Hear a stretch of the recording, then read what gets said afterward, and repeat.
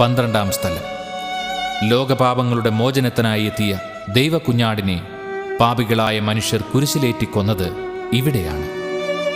കർത്താവിൻ്റെ കുരിശുമരണം ബൈബിളിൽ വിവരിക്കുന്നത് ഇങ്ങനെയാണ്. 6-ാം മണിക്കൂർ മുതൽ 9-ാം മണിക്കൂർ വരെ ഭൂമിയിലെങ്ങും അന്ധകാരം വ്യാപിച്ചു.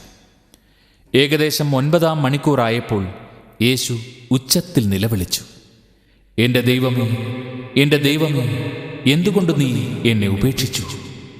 ഉടനെ ഒരാൾ ചെന്ന് നീർപ്പഞ്ഞിയെടുത്ത് വിനാഗിരിയിൽ മുക്കി ഒരു ഞാങ്ങണമേൽ ചുറ്റി അവന് കുടിക്കുവാൻ കൊടുത്തു. യേശു അത് രുചിച്ചു നോക്കിയെങ്കിലും കുടിച്ചില്ല. എല്ലാം പൂർത്തിയായി എന്ന് പറഞ്ഞുകൊണ്ട് ആത്മാവിനെ വെടിഞ്ഞു. അപ്പോൾ ദേവാലയത്തിൻ്റെ തിരശ്ശീല മുകൾ മുതൽ താഴെ വരെ 2ആയി കീറി. ഭൂമി കുലുങ്ങി, പാറകൾ പിളർന്നു, ശവകുടീരങ്ങൾ തുറക്കപ്പെട്ടു. ആ ഭൂകമ്പത്തിൽ പിളർന്ന പാറയാണ് ഇത്.